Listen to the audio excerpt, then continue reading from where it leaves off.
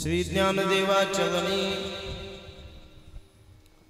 श्री ज्ञानदेवाचरणी मस्तक असो दिवस रजनी केला जगासे उपकार तारियले नारिनार पातकी दुर्जन हिनयाती चार अक्षरे तया मुक्ती केला जगासी उपकार तारियले नारिनर संस्कृताची भाषा मराठी निशेष अर्थ केला केला जगासी उपकार तारियले नारिनर ग्रंथ श्रेष्ठ ज्ञानदेवी अनुभव दावी भाविका केला जगासी उपकार तारियले नारिनर एका जनार्दनी अनुभव एका जनार्दनी अनुभव समाधी ठावे अलंकारपुरी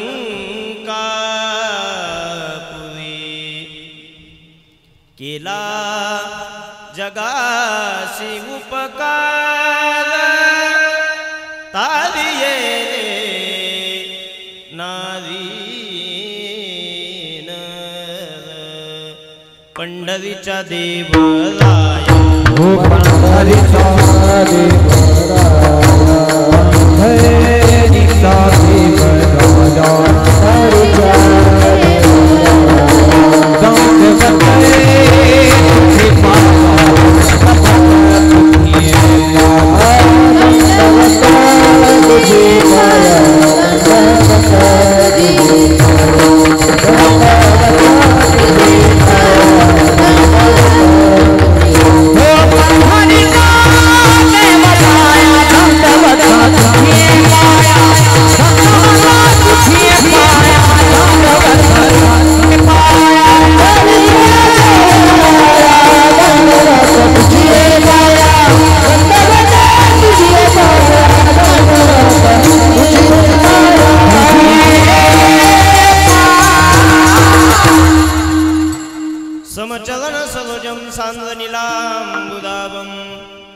जगननिहित पाणी मंडनं मंडनानां तरुण तुलसीमाला कंदरं कंजनेत्रं सदयदवलहासं विठ्ठलं चिंतयामि।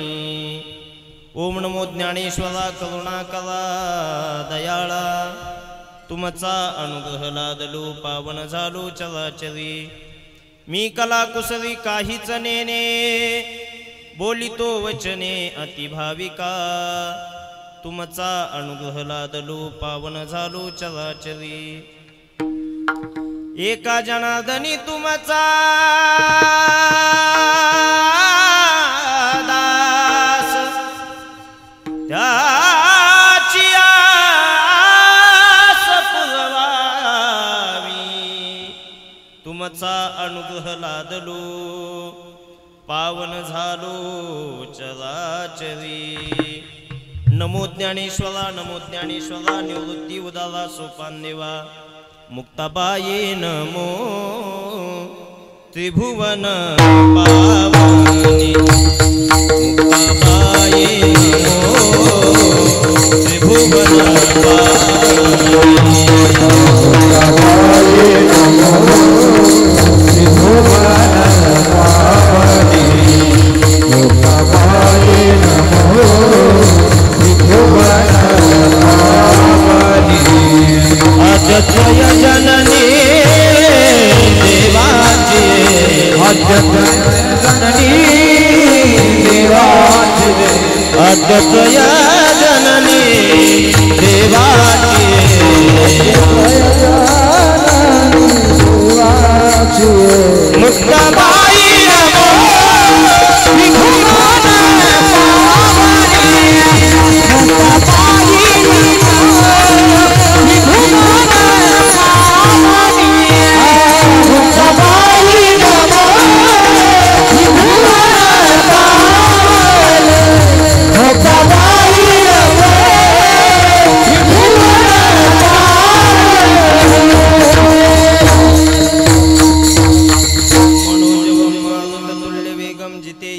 बुद्धिमतामरिष्टं वातात्मजं वानरयूथं मुख्यं श्रीरामदूतं शरणं प्रपद्ये। अष्टसिद्धि नवनिधि के दाता असवल दीन जानकी माता राम रसायन तुम्हारे पासा सदा रहो रघुपति के दासा। राम लक्ष्मण जानकी जय बोलो हनुमान की। सेवे लागी सेवक झालो झालो सेवे लागी सेवक झालो झालो सेवे लागी सेवक झालो झालो सेवे लागी सेवक झालो सेवे लागी सेवक झालो सेवे लागी सेवक झालो सेवे लागी सेवक झालो सेवे लागी सेवक झालो। तुम चला चलो निज चलना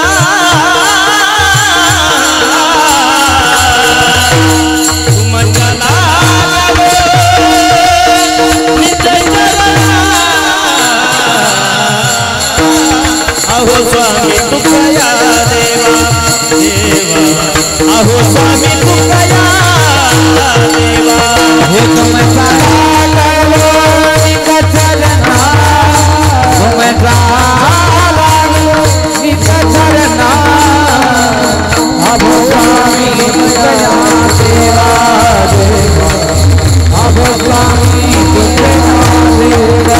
सेवलागी सेवक धारो सेवलागी सेवक धारो तुम चला चलो निज चलना अब स्वामी तुकया देवा। सेवलागी सेवक धारो सेवलागी सेवक धारो चला चलो निज चलना अब स्वामी तुकया देवा। सेवलागी सेवक धारो सेवलागी सेवक धारो सेवलागी सेवक धारो सेवलागी सेवक धारो तुम चला चलो निज चलना अब स्वामी तुकया देवा। सेवलागी सेवक धारो सेवलागी सेवक धारो तुम चला चलो निज चलना अब स्वामी तुकया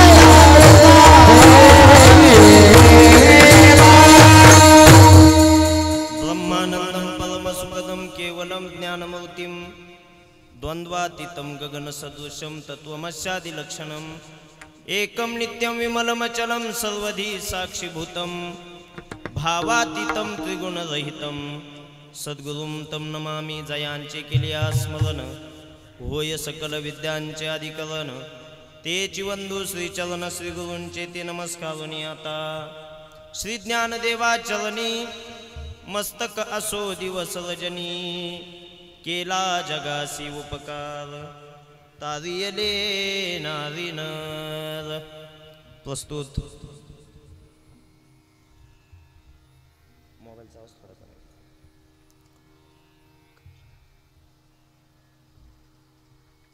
प्राप्त कीर्तन सेवेसाठी निवडलेला अभंग पैठण निवासी शांती ब्रह्मनाथ बाबा यांचा अत्यंत महत्त्वाचा उत्कृष्ट आणि कैवल्य साम्राज्य चक्रवर्ती माऊली महावैष्णव ज्ञानोबा यांना वंदन करणारा हा अभंग आहे. विठ्ठल विठ्ठल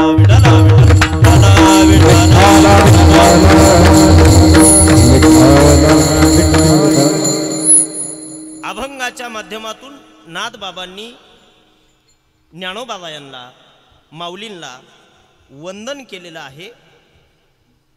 आणि हे वंदन केल्यानंतर ज्ञानोबाबांनी काय क्रांती या समस्त विश्वामध्ये किंवा मृत्यूलोकामध्ये तिही लोकांमध्ये करून दाखवली, त्याचं यथार्थ वर्णन नाथबाबांनी या अभंगाच्या माध्यमातून केलेलं आहे. संकल्पित वेळेमध्ये अल्पशा वेळेमध्ये ही सेवा आपल्याला या ठिकाणी संपन्न करायची आहे. तत्पूर्वी ज्या निमित्तानं हा सोहळा या ठिकाणी संपन्न होतोय, हा नामयज्ञ सोहळा संपन्न होतोय, हे कीर्तन संपन्न होतोय, या निमित्ताची माहिती देणं माझं कीर्तनकार या नात्यानं, वक्त्या या नात्यानं माझं कर्तव्य आहे. आपण सर्वजण या ठिकाणी या घुलेवाडीमध्ये, राऊत मळ्यामध्ये आणि पानसरे मळ्यामध्ये ज्या निमित्तानं जमलेलो आहोत, माऊली महावैष्णव ज्ञानोबा यांच्या संजीवन समाधी सोहळ्याच्या निमित्तानं संपूर्ण महाराष्ट्राच्या कानाकोपऱ्यातून माऊलींच्या या समाधी सोहळ्यासाठी वारकरी पायी येत असतात. आणि त्याचाच एक भाग म्हणून वैकुंठवासी गुरुवर्य तुकाराम बाबा खेडलेकर, वैकुंठवासी गुरुवर्य विश्वनाथ बापू महाराज निकम आणि वैकुंठवासी नानाजी महाराज वडनेरकर यांच्या कृपा आशीर्वादानं व नवनाथ महाराज निकम आळंदी, निलेश महाराज निकम, हरिभक्तपरायण निवृत्ती महाराज गव्हाणे नांदगाव आणि हरिभक्तपरायण श्री संजय महाराज निकम नांदगाव यांच्या माध्यमातून श्री क्षेत्र नांदगाव या गावातून आळंदी देवाची या ठिकाणी माऊलींच्या समाधी सोहळ्यासाठी निघालेली ही पायी दिंडी, या दिंडीचा आजचा आपल्या घुलेवाडी गावामध्ये या ठिकाणी मुक्काम आणि संत भोजन या ठिकाणी संपन्न होणार आहे.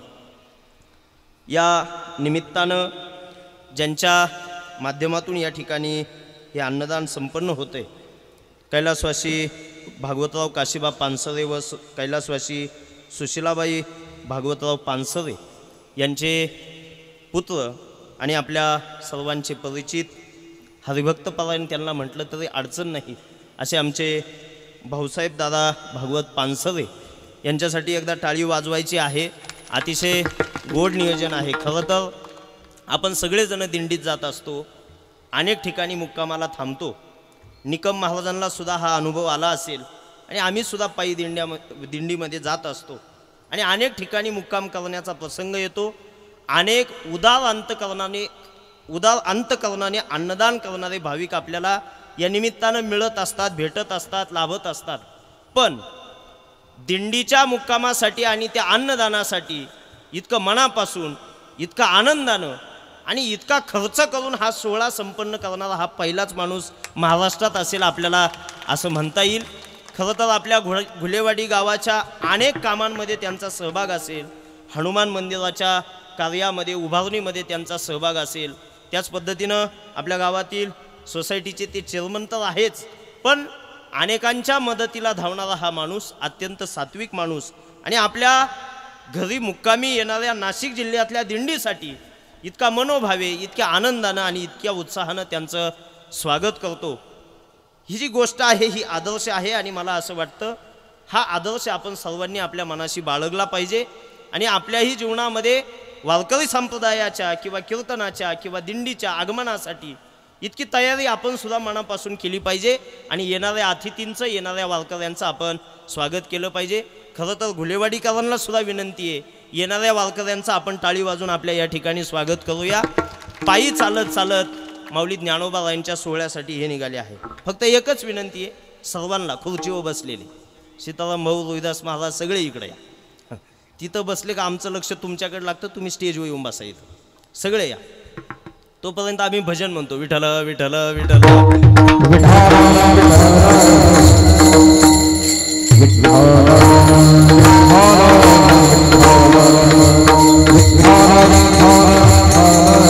विठ्ठल विठ्ठल विठ्ठल विठ्ठल विठ्ठल विठ्ठल विठ्ठल विठ्ठल विठ्ठल विठ्ठल भाऊ इकडून भाऊ विठ्ठल विठ्ठल विठ्ठल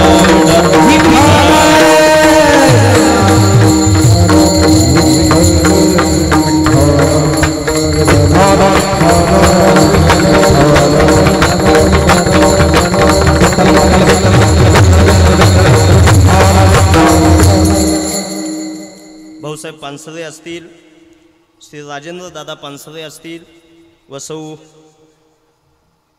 नंदाताई कैलास आंबरे यांच्या योगदानातून, यांच्या उदार भावनेतून या ठिकाणी या दिंडी सोहळ्यासाठी अन्नदानाची व्यवस्था त्यांनी केलेली आहे. या निमित्तानं या पानसरे कुटुंबियांच्या माध्यमातून, आंबरे कुटुंबियांच्या माध्यमातून या ठिकाणी ही कीर्तन सेवा आयोजित केलेली आहे. खरं तर आपल्या पाठीमागे उभे असणारे जे विद्यार्थी आहे घुलेवाडीकरांसाठी परिचित आहे, पण पायी दिंडी सोहळ्यातील आलेल्या वारकऱ्यांना आपल्याला आपल्या विद्यार्थ्यांची ओळख करून देणं गरजेचं आहे.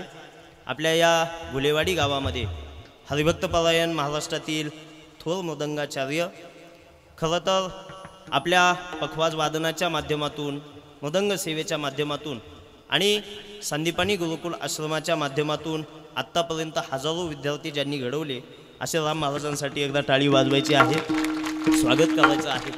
खूप मोठी गोड सेवा त्यांच्या माध्यमातून, या विद्यार्थ्यांच्या माध्यमातून ज्ञानोबाराय, तुकोबाराय आणि वारकरी संप्रदायाची घडते. हे जे विद्यार्थी आहे हे गुरुकुलातील विद्यार्थी आहे, अत्यंत गोड आहे, गुणी हे विद्यार्थी आहे. त्यामध्ये या विद्यार्थ्याचे किंवा या गुरुकुलाचं नाव संपूर्ण महाराष्ट्रापर्यंत पोहोचवण्याचं काम ज्यांच्या माध्यमातून झालं, असे संगीत अलंकार गायनाचार्य ज्यांचा गोड असा आवाज आहे, शुभमजी महाराज बनकर, त्यांच्यासाठी टाळी वाजवायची आहे, स्वागत करायचं आहे त्यांचं. गणेश महाराज गाडे असतील, करण महाराज वाघ असतील, सर्वांना मी या निमित्तानं वंदन करतो. या विद्यार्थ्यांनाही वंदन करतो. पुढे बसलेले तुम्ही सगळे सज्जन मायबाप, आमचा आवाज तुमच्यापर्यंत ज्यांच्या माध्यमातून पोहोचतोय, असे आपल्या या संगमनेर तालुक्यातील किंवा नगर जिल्ह्यातील एक साऊंड सिस्टीम क्षेत्रातलं खूप मोठं नाव आमचे अमोलदादा गीते, त्यांच्यासाठी सुद्धा एकदा टाळी वाजवायची आहे, त्यांचंसुद्धा स्वागत करायचं आहे. खरं तर या कार्यक्रमाचं जे नियोजन ज्यांच्या माध्यमातून घडलेलं आहे, तसेच या खरं तर आज राम महाराजांनी एक वेगळाच उपक्रम केला. भाऊसाहेब दादांच्या इथं हे कीर्तन असल्यामुळे अगदी जेवढे विद्यार्थी या कीर्तनाला टाळ वाजवण्यासाठी उभे करता येतील तितके विद्यार्थी ते या ठिकाणी घेऊन आले आणि कीर्तनासाठी एकाच वेळेस 4 पखवाज त्यांनी पखवाज साथीसाठी लावलेले. खरं तर हा सोहळा तुम्हाला आळंदीत पाहायला भेटेल, तोच सोहळा आपल्याला आज घुलेवाडीत पाहायला भेटतोय. इतके टाळकरी खरं तर हे फडावं पाहायला भेटतं, आळंदीमध्ये तीर्थाच्या ठिकाणी पाहायला भेटतं. पण राम महाराजांच्या संकल्पनेतून या ठिकाणी 4 पखवाज आहे. त्यामध्ये मृदंगाचार्य माऊली महाराज तांबे असतील, मृदंगाचार्य ज्ञानेश्वर महाराज शिंदे असतील, मृदंगाचार्य आकाश महाराज असतील आणि स्वतः राम महाराज या ठिकाणी पखवाज वाजवण्यासाठी आहे. पुढे बसलेले तुम्ही सर्व सज्जन मायबाप, त्यामध्ये खरं तर आपल्या वारकरी संप्रदायातील किंवा या गुरुकुलाचं काम करत असताना ज्यांचं अनमोल असं सहकार्य आम्हाला असतं, असे सीताराम भाऊ राऊत या ठिकाणी उपस्थित आहेत, त्यांचेही मी आभार मानतो. तसेच ज्यांनी या कार्यक्रमाचं गोड असं नियोजन केलं, आमच्या भाऊसाहेब दादांनी रोहिदास महाराजांना सांगितलं की मी यातलं काहीच पाहणार नाही, हे सगळं नियोजन तुम्हाला करायचं आहे. आणि रोहिदास महाराज म्हणजे संगमनेर तालुका असेल किंवा आपला जिल्हा असेल, या जिल्ह्यामध्ये या तालुक्यामध्ये कोणताही सांप्रदायिक कार्यक्रम करायचा असेल तर रोहिदास महाराजांच्या नियोजनाशिवाय होत नाही. इतकं उत्कृष्ट नियोजन त्यांचं असतं. रोहिदास महाराजांसाठी सुद्धा टाळी वाजवा. अत्यंत गोड असा सोहळा त्यांनी या ठिकाणी आयोजित केलेला आहे. राहुल भाऊ वरपे असतील, तसेच आमचे रवींद्र भाऊ गिरे असतील, आमचे राजू भाऊ असतील, सर्वांचेच मी आभार मानतो आणि आपल्या सेवेला या ठिकाणी सुरुवात करतो. विठ्ठल विठ्ठल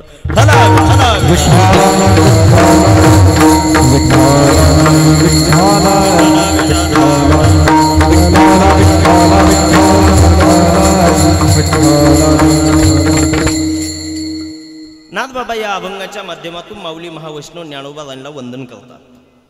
खरं तर आपण श्री क्षेत्र आळंदी या ठिकाणी निघालेलो आहोत. का जायचं आळंदीला? ज्ञानोबाबांना भेटण्यासाठी का जायचं, याचं उत्तर आपल्याला या अभंगाच्या माध्यमातून मिळतं. आळंदी हे गाव पुण्यभूमी ठाव, हे पुण्यभूमीचं ठाव आहे. ज्ञानोबाबाई त्या ठिकाणी राहतात. ज्या ज्ञानोबाबाईंनी संपूर्ण विश्वाला सुखी करण्याची प्रतिज्ञा केली. अवघाची संसार सुखाचा करीन, आनंदे भरीन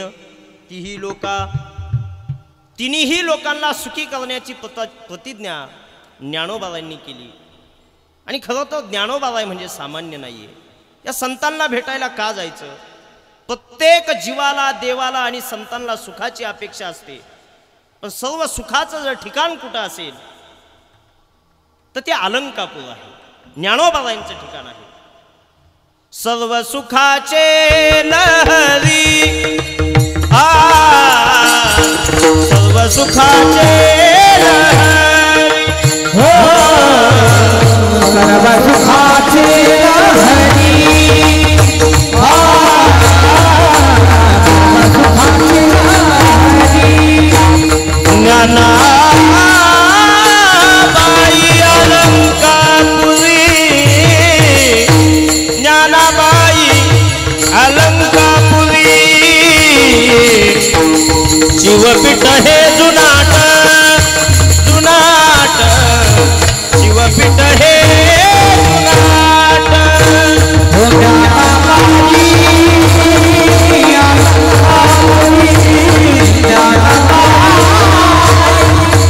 अलंकापुरी शिवपीठ हे जुनाट हो शिवपीठ हे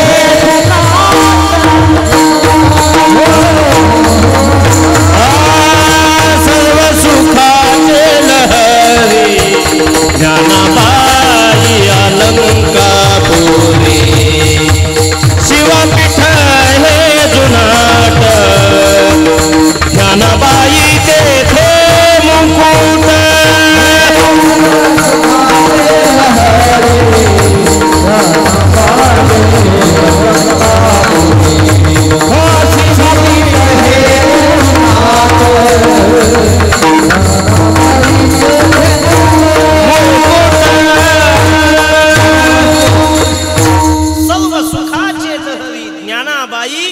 अलंकापुरी.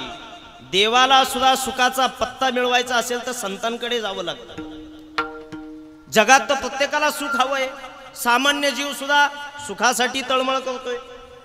संत सुद्धा सुखाचे पत्ते सांगतात. आणि देवाला सुद्धा सुखाची अपेक्षा ज्या वेळेस लागते त्यावेळेस तो देव सुख शोधण्यासाठी कुणाकडे येतो? ज्या सुखा काढणे देव वेडावला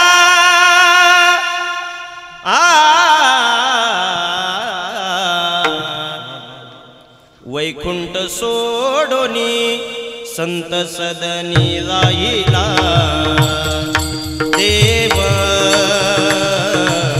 वैकुंठ सोडोनी संत सदनी राहिला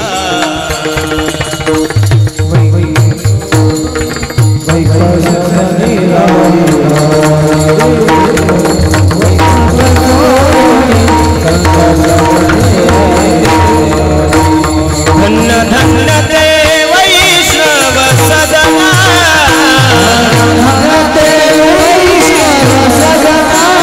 धन्य धन्य ते वैष्णव सदना तेथे लक्ष्मी सहित शोभे शोभे नारायण नारायण नारायण तेथे लक्ष्मी सहित शोभे नारायण ज्या सुखा कालने देव विडावला ज्या सुखा कालने देव विडावला वैकुंठ सोडोनी संत सदनी राहिला देव वैकुंठ सोडोनी संत सदनी राहिला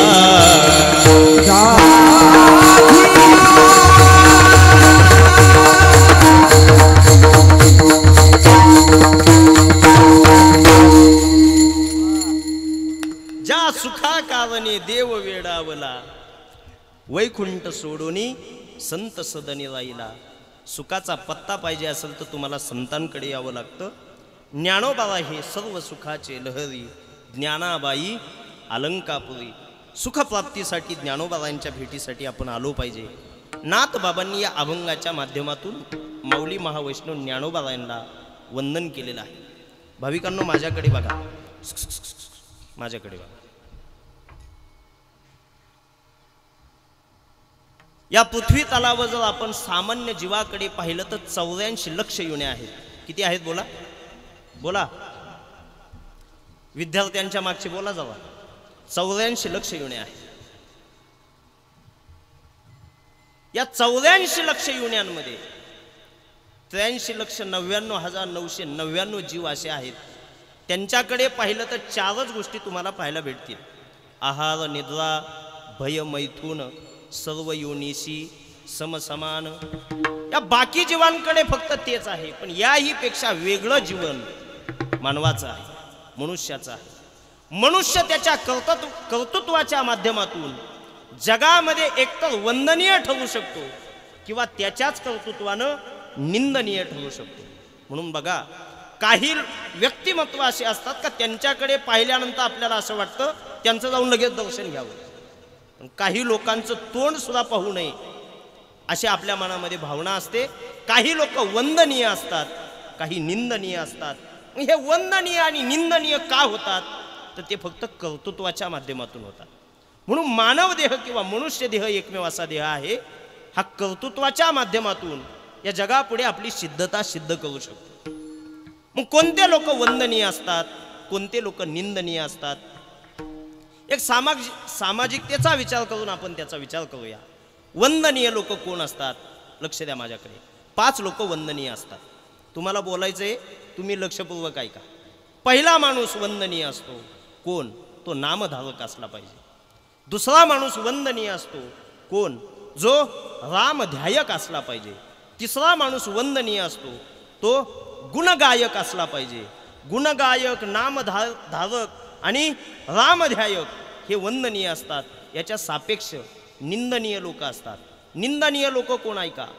ज्याच्याकडे अहंकार आला तो माणूस निंदनीय होतो.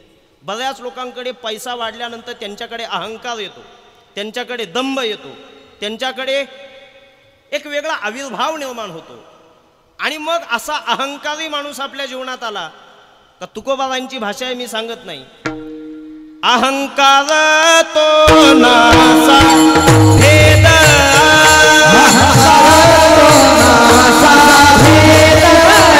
अहंकार तो नासा भेद,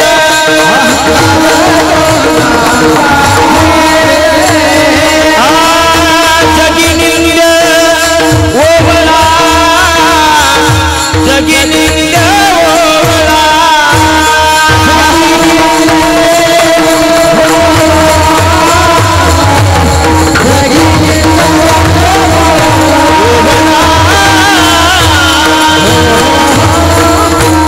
अहंकार तो नासा भेद, जगी निंद्य ओवळा.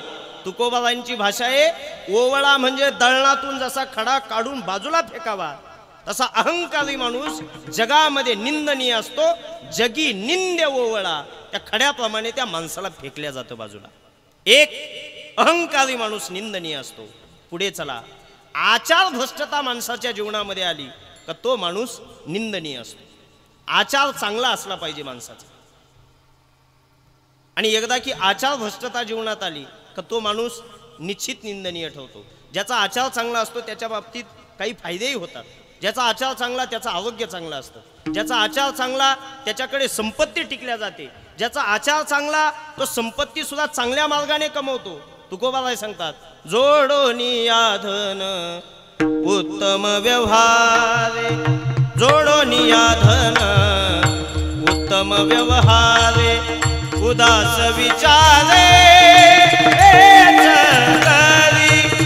उदास विचारे पेच करी, उत्तमची गती तो एक पावेन, उत्तमची गती तो एक पावेन.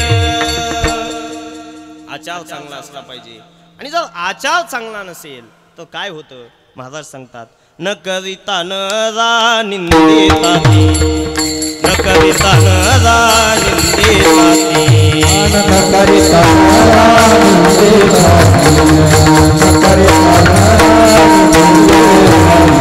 आचार करिता म्हणती हा पसारा आचार करिता म्हणती हा पसारा आचार करिता म्हणती हा पसारा आचार करिता म्हणती हा पसारा हे न करिता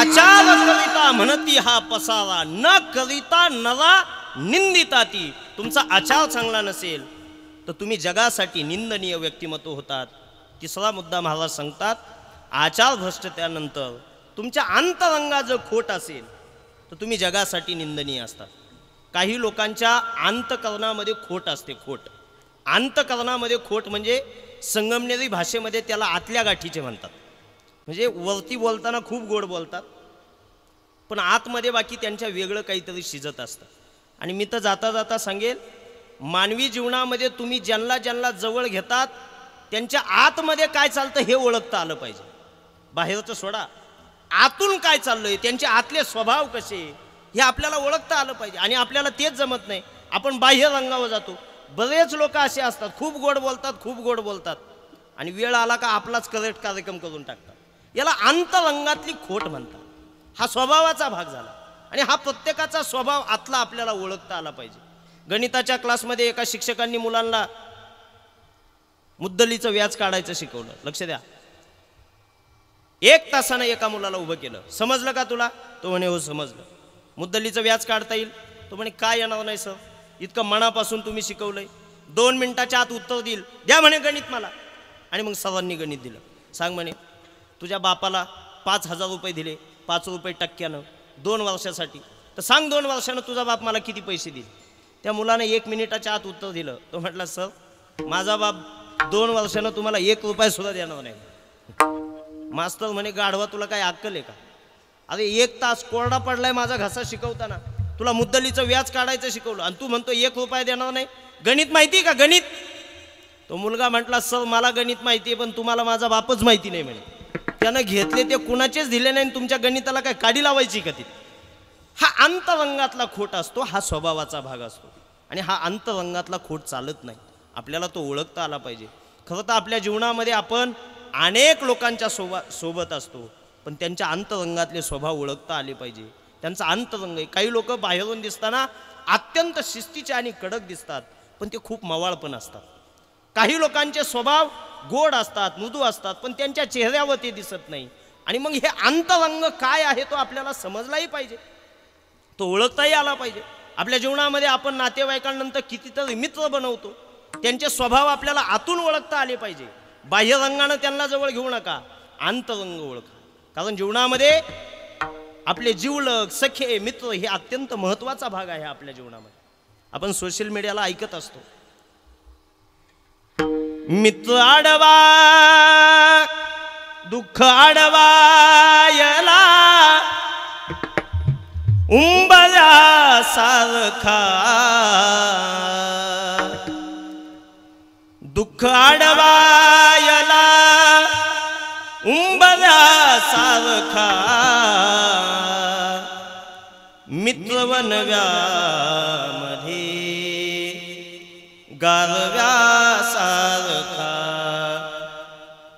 वाट चुकणार नाही जीवनभर तुझी वाट चुकणार नाही जीवनभर तुझी एक तू मित्र कर आरशा सारखा मित्रवनव्यामध्ये गारव्या सारखा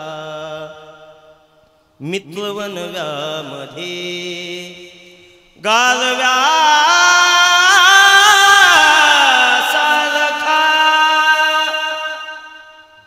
देवाला जवळ घ्यायचं असेल तर अंतरंगातले स्वभाव ओळखा. आणि अंतरंगातला खोट हा समाजामध्ये चालत नाही. समाजातच सोडा, परमार्थामध्ये सुद्धा चालत नाही. महाबळ भट्टाचं उदाहरण आपण पाहतोय. ब्राह्मण होऊन गेला, गोपीचंदन टिळा लावलेला आहे, ब्राह्मण आहे, हातामध्ये पंचांग आहे, पण काय झालंय पुढे? देवाला ते सहन झालं नाही. अंतरंगातला खोट त्याचा ओळखला आणि काय केलं देवाने? विटंबिला भट, विटंबिला भट दिला पाठीवरी पाट, खोटे जाणून अंतर नसायची विश्वंभर. हे विटंबिला भट दिला पाठीवरी पाट, खोटे जाणून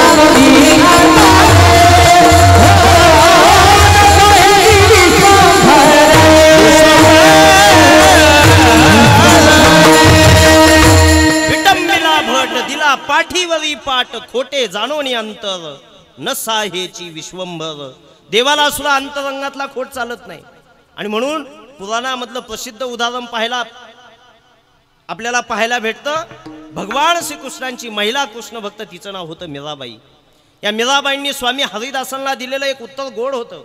वल्लभाचार्यांच्या आश्रमामध्ये त्या काळातला तत्कालीन संत मेळा बसलेला. सगळे संत वल्लभाचार्यांच्या आश्रमामध्ये जमा झालेले. यामध्ये भगवान श्रीकृष्णांच्या महिला भक्त मीराबाई सुद्धा बसलेल्या होत्या. देवाच्या दोन महिला भक्त, एक राधा आणि दुसरी मीरा. खरं तर जगातल्या आणि आपल्या भारत देशातल्या लहान मुलांना सुद्धा या महिला भक्तांचा परिचय आहे. कारण शुद्ध अंतकरणापासून देवाची केलेली भक्ती. एक महिला भक्त देवाच्या समकक्ष कालामध्ये आणि एक देवानंतर 5000 वर्षानंतर. पण अंतरंग चांगला असेल तर देव कसा स्वीकारतो बघा. मीराबाईंनी त्याचं मूर्तिमंत उदाहरण या जगापुढे ठेवलेलं आहे. भाव असावा लागतो, शुद्ध भाव असावा लागतो, अंतरंगात खोट चालत नाही. एक राधा एक मीरा, दोनों ने शाम को चाहा, शाम को चाहा, अंतर क्या दोनों की चाह में बोलो. एक प्रेम दीवानी, एक तरस दीवानी, एक प्रेम दीवानी, एक तरस दीवानी, एक राधा एक मीरा, दोनों ने शाम को चाहा, शाम को चाहा, शाम को चाहा, अंतर क्या दोनों की चाह में बोलो. एक प्रेम दीवानी, एक तरस दीवानी, एक प्रेम दीवानी, एक तरस दीवानी.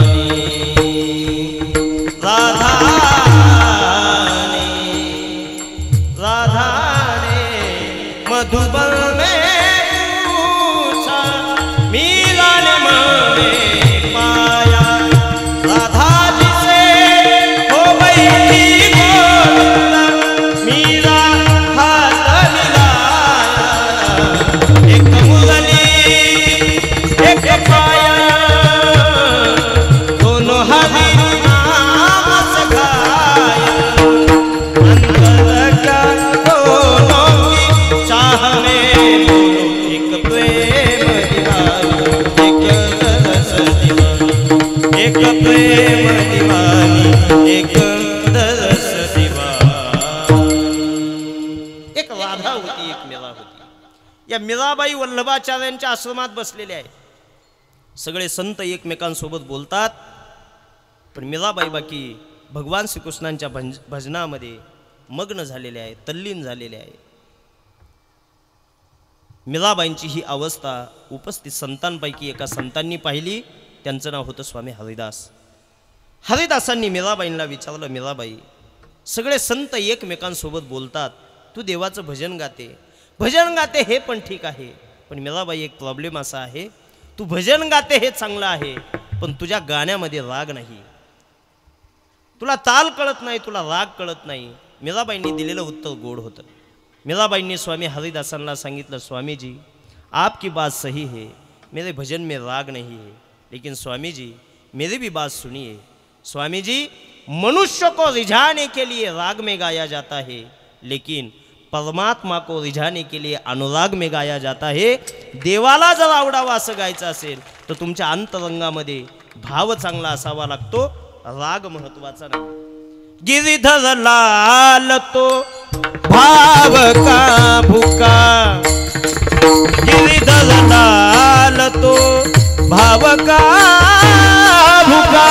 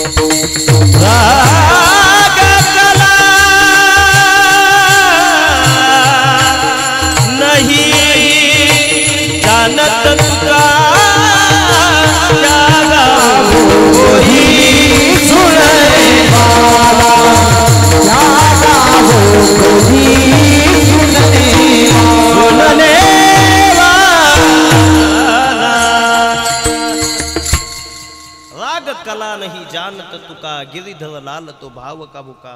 अंतकरणामधली खोट देवाला चालत नाही. तुमच्या अंतकरणामध्ये खोट असेल तर देव तुम्हाला, जग तुम्हाला, समाज तुम्हाला चांगलं म्हणणार नाही. तुकोबाबाई म्हणतात, तुका म्हणे माझे चित्त शुद्ध होती तरी का निंदिती जन्मज. तुकोबाबाई म्हणतात, आपलं चित्त जर चांगलं असेल तर जगाला निंदा करण्याचा काही संबंधच नाही. पण ज्या अर्थी जग आमची निंदा करतं त्या अर्थी आपल्या अंतकरणामध्ये खोट आहे. पुढचा मुद्दा ऐका. परमार्थिक क्षेत्रामध्ये किंवा परमार्थाला जर तुम्ही आडवे आलात तर जगासाठी निंदनीय ठराल. माझ्याकडे लक्ष द्या. अनेक मुलं असे आहेत का त्यांनी आपल्या वडिलांची ओळख करून दिलेली आहे. अनेक मुलं. माझा प्रश्न आहे तुम्हाला, शहाजी राजांची ओळख कुणामुळे झाली? मोठ्यानं बोला. झोपले तुम्ही? शिवाजी महाराजांमुळे. शहाजी राजांना लोक ओळखतात, पण ती ओळख कुणामुळे? शिवाजी महाराजांमुळे. अनेक मुलं असे काही कुळांमध्ये जन्माला येतात, आपल्या वडिलांचा मान सन्मान वाढवतात. अनेक भाऊ असे जन्माला येतात, ते आपल्या भावाची किंमत वाढवून देतात. माझा प्रश्न आहे तुम्हाला, जेवढे लोक आळंदीला गेले तितके लोक सासवडला गेले का? गेले का सोपान काकांकडे? नाही गेले. सोपान काकांची ओळख आहे, पण कुणामुळे आहे? ज्ञानोबारायांमुळे आहे. भाऊ भावाची व्हॅल्यू वाढवतो, भाऊ भावाची ओळख वाढवून देतो. मुलं आपल्या वडिलांची ओळख या जगामध्ये करून देतात. काही ठिकाणी असे मुलं जन्माला येतात का ते मुलं आपल्या आईची किंमत वाढवतात. अनेक मुलं असे आहेत. मला असं वाटतं शिवाजी महाराजांची आई जिजाऊ शिवाजी महाराजांमुळे जगाला माहिती आहे. संभाजी महाराजांची दूध आई ही सुद्धा जगाला संभाजी महाराजांमुळे माहिती झाली. म्हणजे मुलं वडिलांचा मान सन्मान वाढवतात, भाऊ भावाचा मान सन्मान वाढवतो, काही मुलं आईचा सन्मान वाढवतात. पण पुढे चला, मला काय सांगायचं आहे, परमार्थात जर तुम्ही आडवे आले तर मुलाला किंमत असते पण बापाला नसते. भक्त प्रल्हाद आणि त्या प्रल्हादाचा बाप प्रल्हादाच्या भक्तीत आडवा आला म्हणून किंमत कुणाला आहे? मान सन्मान प्रल्हादाला आहे, पण वडिलांना नाही आहे.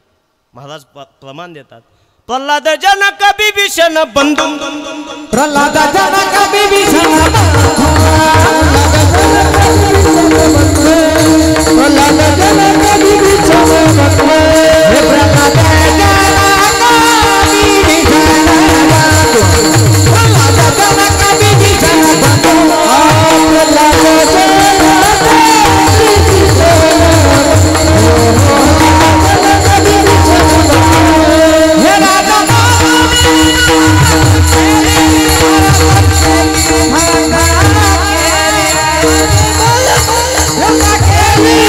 Hey!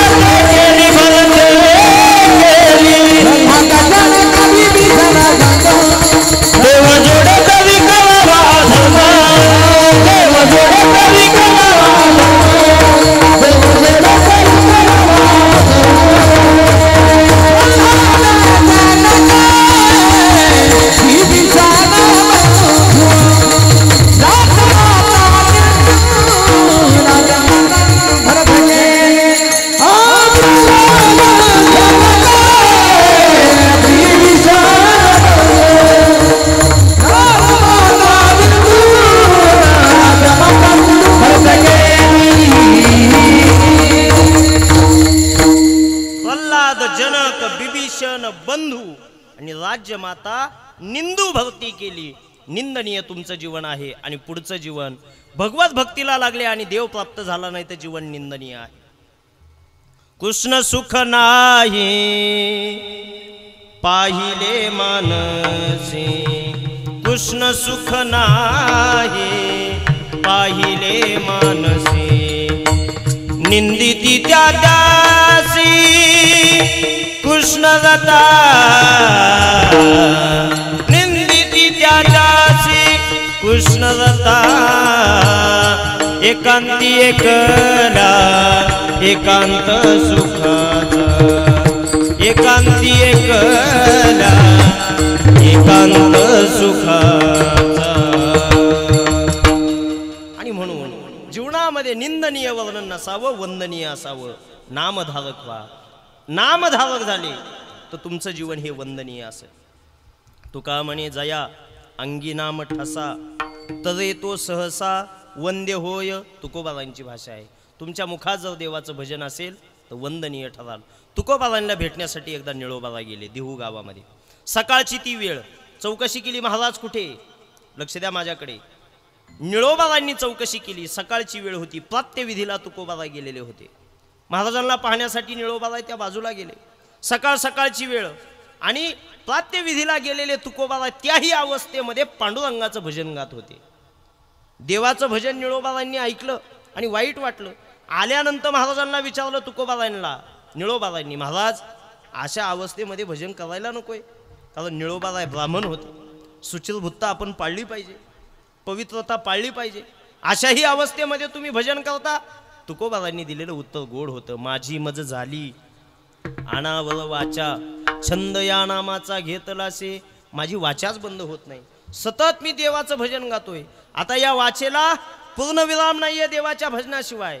आणि म्हणून निळोबाबाई असून सुद्धा लक्ष द्या काय बोलतात ते निळोबाबाई तुकोबाबांच्या बाबतीत. नमो सद्गुरु तुकया ज्ञानदीपा,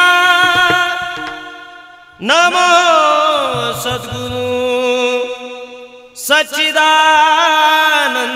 रूपा, नमो सद्गुरु भक्त कल्याण मूर्ती, नमो सद्गुरु भास्करा पूर्ण कीर्ती. नामधारक होते म्हणून परिणाम ऐका. तुकोबाबांच्या चरणावर निळोबाबांनी मस्तक ठेवलं. भाविकांनो, आपला धर्म किंवा जर इतिहास पाहिला तर लक्षात येईल आतापर्यंत सगळ्या समाजानं ब्राह्मणांना वंदन केलेले. हा आपला इतिहास आहे. ब्राह्मण हेच वंदनीय ठरले आणि सगळे लोक त्यांच्या मस्तकी आपलं, त्यांच्या चरणी आपलं मस्तक ठेवायचे. पण तुकोबाबांची ही भगवत भक्ती पाहून, तुकोबाबांची ही नामसाधना पाहून निळोबाबाई ब्राह्मण असताना सुद्धा मराठी माणसाचं हे गुणगान गातात.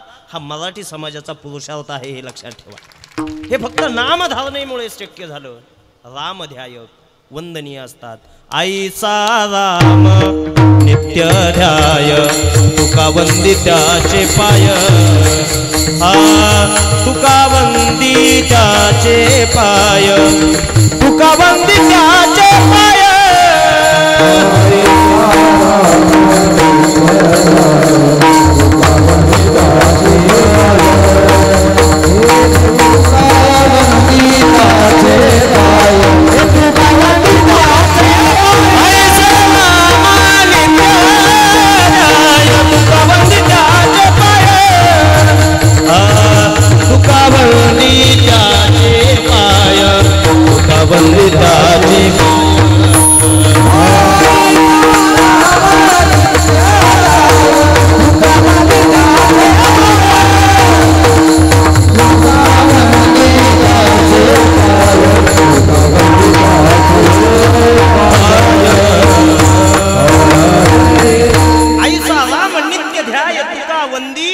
त्याचे पाय. ज्याच्या अंतकरणामध्ये रामध्याय आहे, ध्यान आहे, ते वंदनीय आहेत. पुढे चला. गुणगायक देवाचे आणि संतांचे जे गुणगान गातात ते सुद्धा या समाजासाठी वंदनीय असतात. नाथ बाबा या अभंगाच्या माध्यमातून ज्ञानोबाबांना वंदन करतात। खरं तर याही पुढे काही लोक वंदनीय असतात, ते पर उपकारी लोक असतात। ते लोक कोणते असतात? दुसऱ्यावर उपकार करणारे, सामान्य लोकांना जवळ घेणारे, जे समाजापासून वंचित आहेत, जे दुःखी आहेत, कष्टी आहेत, गरीब आहेत, अशा लोकांना जे लोक जवळ घेतात आणि त्यांचा उद्धार करण्याचं काम करतात, असे लोक हे वंदनीय असतात। नाथ बाबा सांगतात, केला जगाशी उपकार तारियले नारी नर। ज्ञानोबाबांनी जगासाठी उपकार केलाय आणि नर नारीला समस्त विश्वाला त्यांनी तारून नेलंय। आणि म्हणून निवडलेल्या अभंगाच्या पहिल्या चरणामध्ये महाराज वंदन करतात, श्री ज्ञानदेवा चरणी, श्री ज्ञानदेवा चरणी, श्री ज्ञानदेवा चरणी, श्री ज्ञानदेवा चरणी,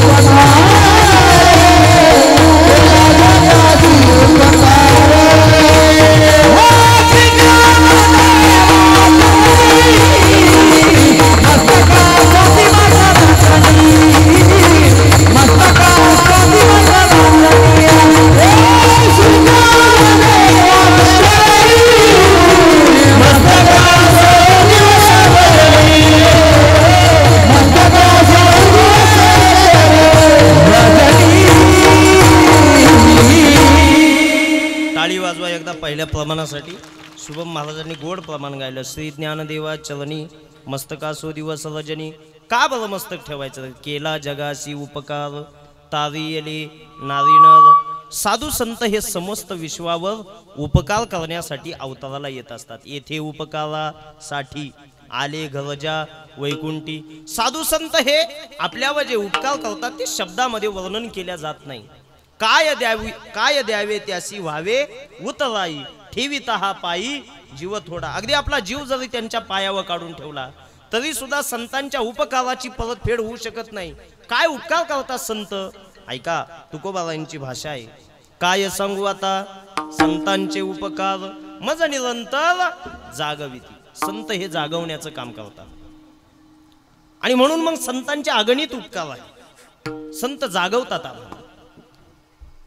खरं तर काही लोक म्हणतील महाराज आम्हाला झोपच येत नाही, मग जागवायची काय गरज?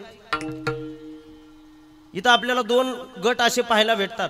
काही अत्यंत आळशी असतात, अत्यंत झोपळू असतात, खूप आळशी। वैकुंठवासी इंगळे महाराज विनोदानं सांगायचे, एक माणूस रात्री 8ला झोपला, सकाळी कितीला उठायला पाहिजे बोला? कितीला?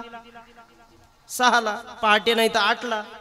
रात्री 8ला झोपलेला माणूस सकाळी 8 वाजले झोपलेला, 10 वाजले झोपलेला, 2 वाजले झोपलेला, दुसऱ्या दिवशी संध्याकाळचे 4 वाजलेले झोपलेलाच होता. त्याची बायको त्याच्याजवळ गेली, म्हणे उठा, काही लाज वाटते का तुम्हाला? काल रात्री 8ला झोपले, आज संध्याकाळचे 5 वाजले, अजून झोपलेले, उठा म्हणे. ती म्हणे किती वाजले? अहो संध्याकाळचे 5 वाजले. तो म्हणे मग आता कशाला उठायचं, पुन्हा रात्री 8ला झोपावंच लागेल ना, मग झोपा आयुष्यभर. असा एक आळशी वर्ग आहे. आणि याच्या उलट एक वर्ग असा आहे, हा संसार करत असताना आणि आपलं कुटुंब सांभाळत असताना प्रत्येकाची काहीतरी अशी व्यथा आहे, काहीतरी दुःख आहे, त्यांना झोपच लागत नाही. असाही एक वर्ग आहे, त्यांना झोप लागत नाही, कायम चिंतेत असतात ते. एक माणूस एका डॉक्टरकडे गेला, लोकांची व्यथा बघा काय आहे. डॉक्टरकडे गेला, डॉक्टरला म्हटला डॉक्टर झोप लागत नाही, गोळ्या द्या. डॉक्टरनं गोळ्या लिहून दिल्या. डॉक्टर साहेब अहो या गोळ्या घेऊन थकलोय म्हणे मी, याहीपेक्षा चांगल्या असेल तर द्या. डॉक्टर म्हटले नाही, यापेक्षा चांगलं औषध मला देता येणार नाही, वाटलं तर डॉक्टर बदल, पण मला काही यापेक्षा वेगळं काही देता येणार नाही. नाही नाही म्हणे, सगळ्या डॉक्टरांकडे जाऊन तुमच्याकडे आलोय, काहीतरी झालं पाहिजे पण झोप लागली पाहिजे. भाविकांनो, त्या डॉक्टरला वाटलं हे गिऱ्हाईक आपण कटवलं पाहिजे. त्याने सांगितलं एक करा, औषधं तर संपले, मेडिकलवाले लक्ष इकडे द्या, औषधं तर संपले, आता बाकी या पुढचं औषध नाही आणि याला झोप लागत नाही, काहीतरी उपाय केला पाहिजे. मग कसं कटवायचं याला? डॉक्टरांनी सांगितलं एक काम करा, पुढे जे मंदिर दिसतं ना त्या मंदिरामध्ये बाबा आहे, एक महाराज आहे म्हणे, त्यांना जाऊन भेटा, ते तुम्हाला झोप लागण्याचं औषध देतील. हा डॉक्टर पुढून उठला, महाराजा पुढे जाऊन बसला, महाराज वाचवा, मला झोप लागली पाहिजे, झोपच लागत नाही, काहीतरी करा पण मला झोप लागली पाहिजे. महाराज बाकी प्रामाणिक होते. या कीर्तनाच्या माध्यमातून सांगतो, चांगल्या महाराज लोकांच्या नादी लागा, धागे तोडे देणारे ह्या लोकांच्या नादी लागू नका.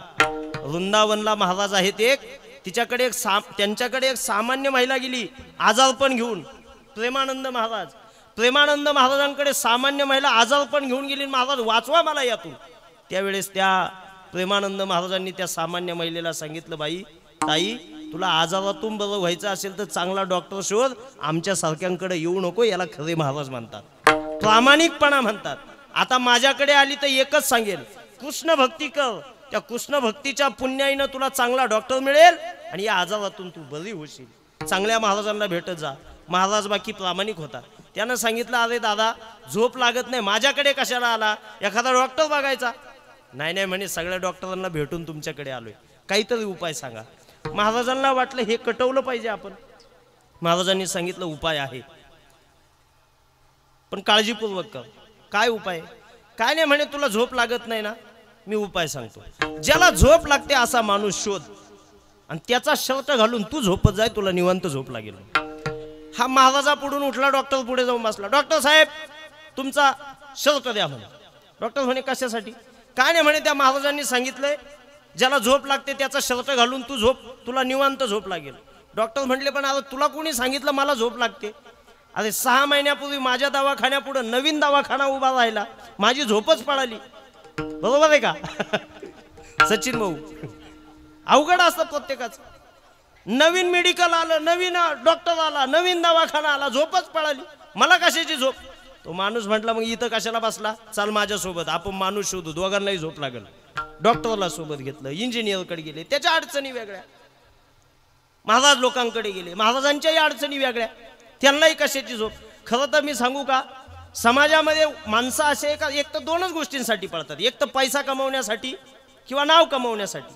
ज्यांच्याकडे पैसा आहे त्यांना नाव अपेक्षित आहे, काहींचं नाव आहे पण पैसा नाही म्हणून त्यांना पैसे कमवायचे. या 2 कारणांसाठी माणूस जास्त धावपळ करत असतो. पण मला असं सांगावं लागेल, महाराष्ट्रामध्ये कीर्तनकारांची जात अशी का ते पैसा आणि नाव दोन्हीसाठी एकटेच धावत असतात, बाकीचे फक्त नावासाठी आणि पैशासाठी धावतात. महाराज लोकांकडे गेले, त्यांची अडचण वेगळी, त्यांनाही झोप लागत नाही. आणि असे 25-30 जण झाले, त्यात सगळ्यांचा एक निर्णय झाला, आपल्या कुणालाच झोप लागत नाही पण आपल्या तालुक्याच्या नेत्याला बाकी नक्की झोप लागत असं त्यांनी एक निर्णय घेतला. चला साहेबांकडे गेलो पाहिजे, साहेबांना तर झोप लागत असेल ना. आता साहेबांना कुठे झोप असते का? नाही, साहेबांकडे चला, सगळे साहेबांच्या पुढे उभे. साहेब, आमच्या 30 जणांना तुमचा एक एक शर्ट पाहिजे म्हणे. कशासाठी? काय नाही, एका महाराजांनी उपाय सांगितलाय, ज्याला झोप लागते त्याचा शर्ट घालायचा. साहेब म्हटले, अरे येड्यांनो, तुम्हाला कोणी सांगितलं मला झोप लागते? आता आमचं खूप अवघड आहे म्हणे. मागच्या इलेक्शनला वाटलं तेच अजून वसूल झालं नाही, पक्ष बदलावे लागतात. 4 पक्षांचे 6 झाले, कोणत्या पक्षात जायचं, जाताना काय कारण सांगायचं, मोठ्या अडचणी आमच्या. आम्हाला कशाची झोप? काय करावं? माणूस भेटे ना कोणता ज्याला निवांत झोप लागते असे. आणि मग शेवटी एक दिवशी असे दिवसा चाललेले असताना उन्हामध्ये माणूस तर भेटत नाही, पण उन्हाचा तडाखा जास्त आहे म्हणून एक आंब्याची झाडाची सावली पाहिली. त्या सावलीला दुपारचे बसले. लक्ष द्या माझ्याकडे, हे सगळे बसले. तिथं एक साधा शेतकरी होता, अंगामध्ये कोपरी घातलेली, मळकटलेलं मळालेलं धोतर घातलेलं, आणि त्या कोपरीवर त्या बनियनवर एवढ्या उन्हामध्ये त्याचं नांगरट चालू होती, नांगरायचं काम चालू होतं. त्या नांगरठीमध्ये काय केलंय त्याने बघा. दुपारची वेळ झाली म्हणून त्याने नांगर सोडला, बैल एका झाडाखाली बांधला, त्याला पाणी पाजलं, त्याला वैरण टाकली, बायकोनं दिलेला डबा होता ते शिदोरी सोडली, त्यानं भाकरी मिरची काय असेल ती खाली, आणि खाल्यानंतर जेवण झाल्यानंतर त्यानं चूळ भरला, पाणी प्याला, आणि पायातली चप्पल त्या ढेकळामध्ये डोक्याखाली घेतली, आडवा झाला, आणि 2-3 मिनिटात घोरायला लागला. त्याला निवांत झोप लागली. जसा तो घोरायला लागला तसे हे 25 जण हसायला लागले. का? इतक्या दिवस माणूस भेटत नव्हता, आता भेटलाय. कोण? झोपणारा. एक जण त्याच्याजवळ गेला, असा गदा गदा हलून उठवला. त्याला म्हणे, का हो, रोज अशीच झोप लागते का? तो म्हटला, हा आपलं शेड्यूलच असं आहे म्हणे. सकाळी झोपेतून उठायचं, गावात जायचं, दूध टाकायचं, देवदर्शन घ्यायचं, घरी यायचं, नाश्ता करायचा, थोडाफार टाइमपास करायचा, मळ्यात यायचं, काम करायचं, दुपारी जेवायचं. आता चारा काढणार, घरी घेऊन जाणार, गायांना टाकणार, दुधाच्या धारा काढणार, संध्याकाळी डेअरीला ते दूध टाकणार, घरी येणार आणि झोपून घेणार. निवांत झोप लागते म्हणे. कायम? म्हणे हो कायम. मग एक काम कर म्हणे. काय? आमच्या 25 जणांना तुझा एक एक शर्ट दे म्हणे. मला म्हणे कशासाठी पाहिजे म्हणे आम्हाला, पण दे म्हणे आमच्या 25 जणांना एक एक शर्ट. त्या शेतकऱ्याचं उत्तर असं होतं. तो शेतकरी म्हणतोय, अरे दादांनो, 25 शर्ट मागतात, माझ्याकडे एक असता तर नांगरताना तो घातलेला नसता का? मी इथं उघडा नांगरतोय आणि तुम्ही 25 शर्ट मागतात. देवानं ही सृष्टी बनवलेली ही अनबॅलन्स आहे. कुणाकडे काय आहे, कुणाकडे काय नाही. पण या सगळ्या गोष्टींमधून संत आम्हाला जागे करतात. मज निरंतर जागवी मज निरंतर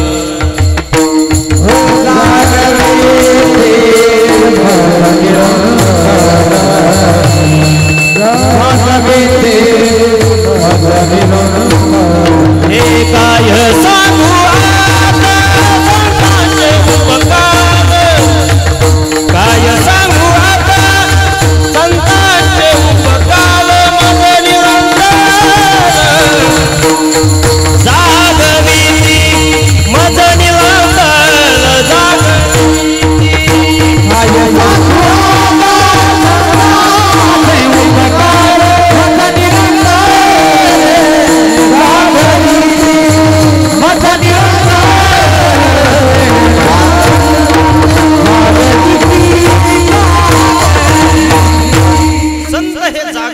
समाजासाठी खूप मोठे उपकार आहेत त्यांचे. केला जगाशी उपकार तारियले नारीनं काय केलं ज्ञानोबारायांनी? पातकी दुर्जन हिनयाती 4 अक्षरे तया मुक्ती. ऐका, पातकी असू द्या, ज्ञानोबारायांनी त्यांना मुक्ती दिली. दुर्जन असू द्या, ज्ञानोबारायांनी त्यांचा उद्धार केला.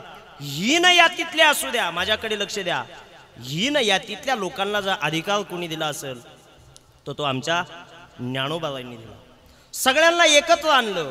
मिळविली मांदी वैष्णवाची, जयाने घातली मुक्तीची गवांदी.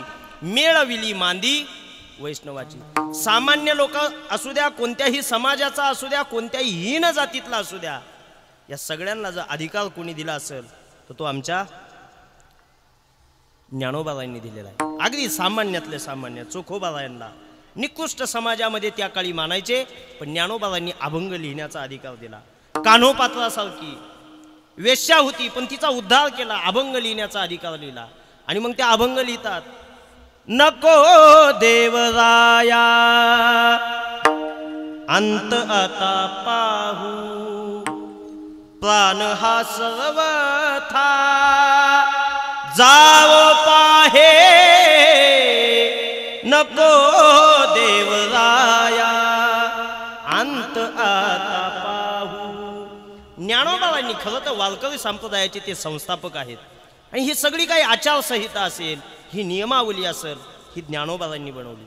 भाविकांनो, आमचं तुमचं भाग्य आहे, लक्ष द्या माझ्याकडे।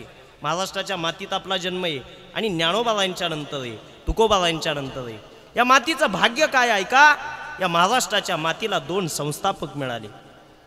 एका संस्थापकाचं नाव होतं माऊली महावैष्णव ज्ञानेश्वर महाराज आणि दुसऱ्या संस्थापकाचं नाव होतं शिवछत्रपती शिवाजी महाराज, ज्यांनी हिंदवी स्वराज्याची संस्थापना केली। टाळ्या जरा मोठ्यानं वाजवा, चव नका घालू। ज्ञानोबाबा हे संस्थापक होते वारकरी संप्रदायाचे। मग समाजाला, कोणत्याही समाजातला माणूस असू द्या, त्याला अधिकार आमच्या ज्ञानोबाबांनी दिला। पातकी, दुर्जन, हीन याती, हीन जातीतला असू द्या, यातीतला असू द्या, याता याती धर्म नाही विष्णुदासा, ही शिकवण आमच्या ज्ञानोबाबांनी आणि तुकोबाबांनी या समाजाला दिलेली।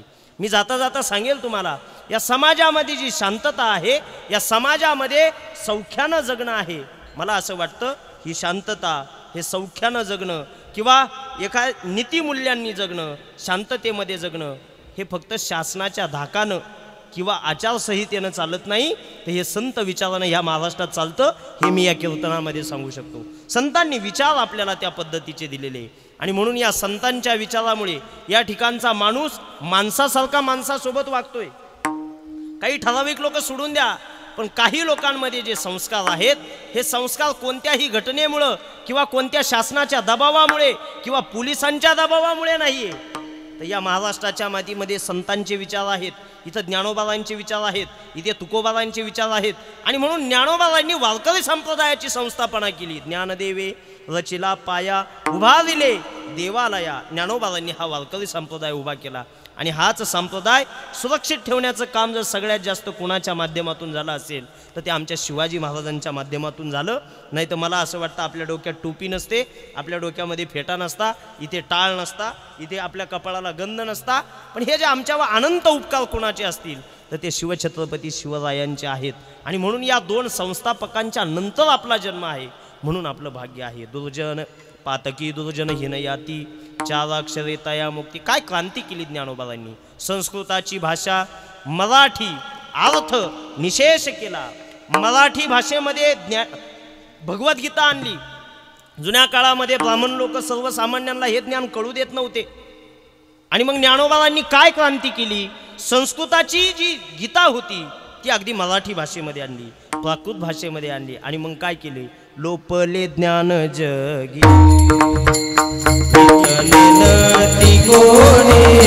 अवतार पांडुरंग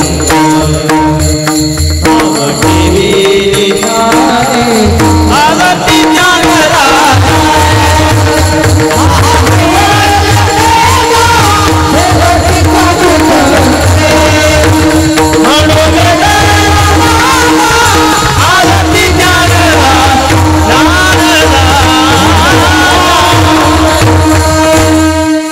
भाषेमध्ये जे होतं ते मराठी भाषेमध्ये आणलं आणि पुढे चला, ही ज्ञानेश्वरी कशी आहे जनाबाई सांगतात। वाचावी ज्ञानेश्वरी, वाचावी ज्ञानेश्वरी, डोळा पाहावी पंढरी, डोळा पाहावी पंढरी, वाचावे ज्ञानेश्वरी, वाचावे ज्ञानेश्वरी। संस्कृताचा भगवद्गीतेचा ग्रंथ मराठीमध्ये आणला आणि मग ग्रंथ श्रेष्ठ ज्ञानदेवी अनुभवदावी भाविका ज्ञानोबाबांची एक एक ओवी म्हणजे आपलं संपूर्ण आयुष्य आहे। एक एक म्हणून नामदेव महाराज म्हणतात एक तरी ओवी अनुभवावी, एक ओवी नामा म्हणे श्रेष्ठ ग्रंथ ज्ञानदेवी, एक तरी ओवी अनुभवावी, एक ओवीचा अनुभव।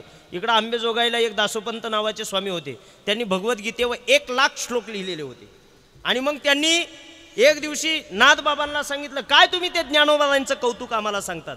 अहो मी 1,00,000 श्लोक लिहिले, त्यांनी फक्त 9,000 ओव्या लिहिल्या। नाथबाबांनी सांगितलं चातुर्मासाला पंढरपूरला या आणि चातुर्मासाला दासोपंत पंढरपूरला आले आणि चातुर्मासामध्ये नाथबाबांचं प्रवचन चालू झालं. ओवी घेतली ओम नमोजी आद्या, सगळी ओवी सुद्धा घेतली नाही, फक्त ओम नमोजी आद्या एवढ्या शब्दांवर नाथबाबा त्यांना 4 महिने प्रवचन देत होते. आणि नंतर त्यांच्या लक्षात आलं की हे खूप मोठं भांडार आहे, आपले 1,00,000 श्लोक काही उपयोगाचे नाही आहे. म्हणून अनुभव दावी भाविका श्रेष्ठ ग्रंथ श्रेष्ठ ज्ञान देवी, इतकी श्रेष्ठ ज्ञानेश्वरी आपल्याला ज्ञानोबाबांच्या माध्यमातून मिळाली. आणि म्हणून महाराज सांगतात याच ज्ञानोबाबांची समाधी कुठे आहे. अभंगाचं शेवटचं चरण विठोबा रखुमाई.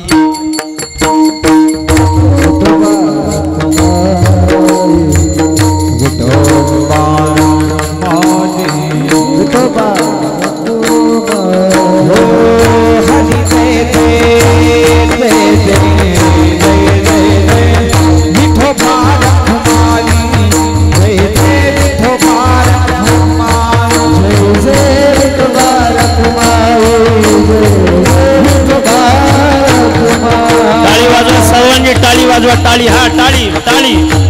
जय जय जय हरी जय हरी जय हरी जय हरी जय जय हरी जय जय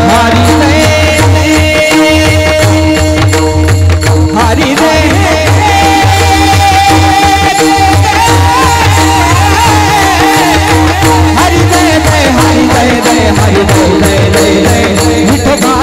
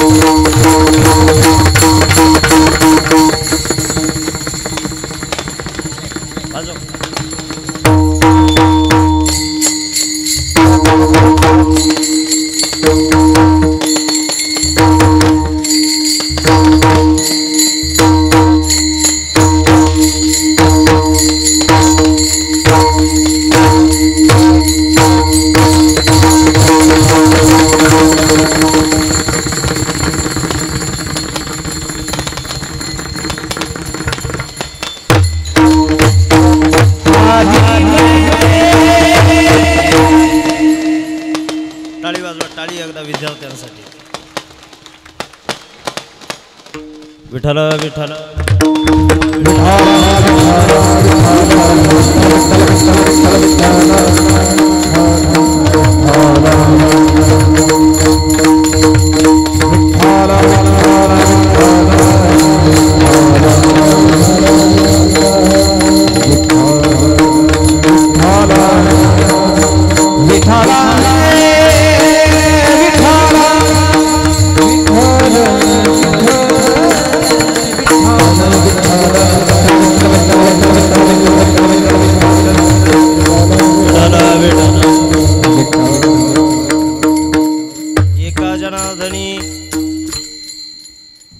अनुभव समाधी ठावे अलंकापुरी केला जगासी उपकार तारियली नारी नर। याच ज्ञानोबाबांची समाधी श्री क्षेत्र आळंदी अलंकापुरी या ठिकाणी आहे आणि या अलंकापुरीमध्ये आपण ज्ञानोबाबांच्या या संजीवन समाधीसाठी सोहळ्यासाठी चाललेलो आहोत। खरं तर काय अनुभव आहे या अलंकापुरीचा ऐका भाविकांनो। अमेरिकेचा एक शास्त्रज्ञ आहे, त्याने एक असं उपकरण बनवलेलं होतं। उपकरण असं होतं का ते एखाद्या माणसाच्या अंगाला स्पर्श केला का त्याचं वलय निर्माण व्हायचं वेगवेगळ्या कलरमध्ये. आणि मग माणसाच्या अंतकरणामध्ये एक गुण असतात. कोणते गुण? रजगुण, तमगुण आणि सत्वगुण. आणि म्हणून बघा आपण इथं पांडुरंगाचा फोटो लावलाय. पांडुरंगाच्या मागच्या बाजूनं एक सफेद कलरचा एक वलय आहे, प्रकाश आहे तो सफेद कलरचा. आणि मग सत्वगुणी माणूस असला का त्याच्या पाठीमागे हे सफेद कलरचं एक किंवा व्हाईट कलरचा प्रकाश तयार होत असतो, सफेद कलरचा प्रकाश तयार होत असतो. ज्या वेळेस तो व्यक्ती तो अमेरिकेचा शास्त्रज्ञ आळंदी गावामध्ये समाधीजवळ आला त्यावेळेस त्या ठिकाणी जो ढवळा प्रकाश तयार झाला, सफेद प्रकाश तयार झाला, त्यावेळेस त्यानं सांगितलं का माझं यंत्र कमी पडलंय, पण मी सांगतो का हजारो सूर्यप्रकाश एका ज्ञानोबाबांच्या समाधीतून निघतील एवढं सत्वगुणी हे वलय या ठिकाणी आहे. हा ज्ञानोबाबांच्या समाधीचा अनुभव आहे. याही पुढे एका परदेशी शास्त्रज्ञानं एक यंत्र असं निर्माण केलं होतं का त्याच्यामध्ये माणसाची ऊर्जा मोजल्या जायची. एखाद्या माणसाच्या अंगाला जर ते स्पर्श केलं तर त्याची ऊर्जा 1 असायची, 2 असायची. पण सगळ्या जगामध्ये फिरल्यानंतर 5 पेक्षा जास्त, 5 नंबरच्या ऊर्जेपेक्षा जास्त त्याला एकही व्यक्ती भेटला नाही. पण त्याला एकदा कोणीतरी सांगितलं तुम्ही पुणे जिल्ह्यामध्ये आळंदी गावात जा, तिथे ज्ञानोबाबांची संजीवन समाधी आहे, तिथली ऊर्जा मोजा काय आहे. ज्यावेळेस पुण्यामध्ये तो उतरला त्यावेळेस त्याच्या त्या मीटरची ऊर्जा 10च्या पुढे गेलेली होती. आणि आळंदीत ज्यावेळेस समाधीवर त्यानं ते मशीन लावलं त्यावेळेस ती ऊर्जा त्याने बनवलेल्या मशीनलाच फक्त 100पर्यंत लिमिट होतं, म्हणून डायरेक्ट तो काटा 100पर्यंत जाऊन पोहोचला. पण त्याने सांगितलं हे कितीही अंक मी टाकले तरी हा काटा त्या शेवटपर्यंत जाईल. ही ज्ञानोबाबांच्या समाधीची ऊर्जा आहे.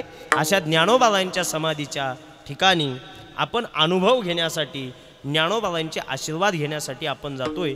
ज्ञानोबाबा हे कसे मोक्ष देतात, कसे तारून नेतात याचं आपल्याला एक उदाहरण पाहायचं आहे आणि आपल्याला सेवा थांबवायची आहे. एकदा भजन करा विठ्ठल विठ्ठल.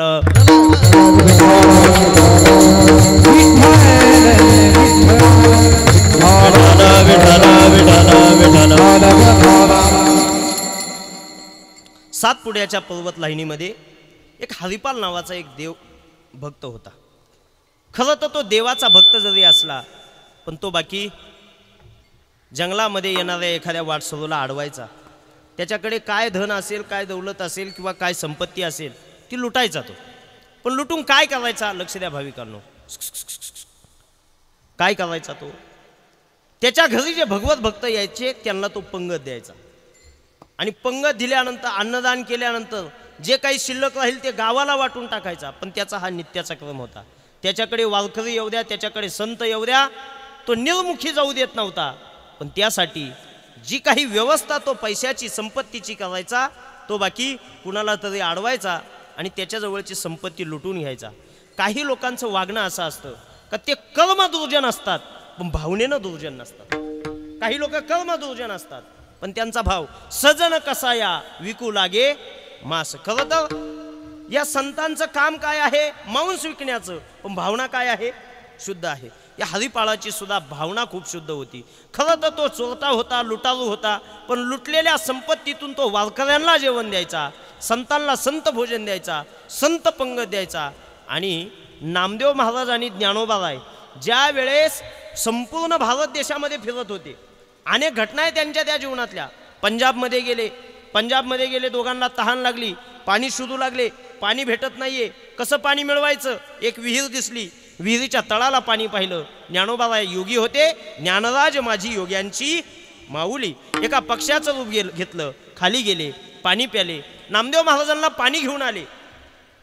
आणि नामदेव महाराजांना ज्ञानोबा म्हटले प्या पाणी. कोण कुणाला बोलले? ज्ञानेश्वर महाराज नामदेव महाराजांना प्या पाणी. पण पाणी प्या म्हटले, पण उपहास बुद्धीने म्हटले. उपहास बुद्धी कळते का तुम्हाला?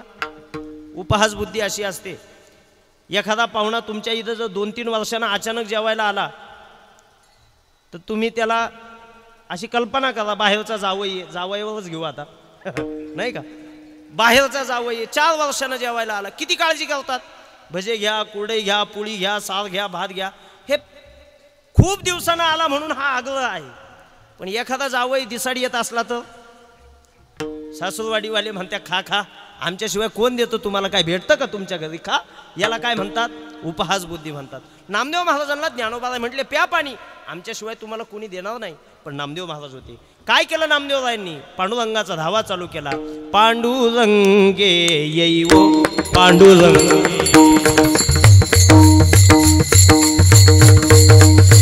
हा जीवाचे जीव लगे, जीवाचे जीव लगे, जीवाचे जीव लगे,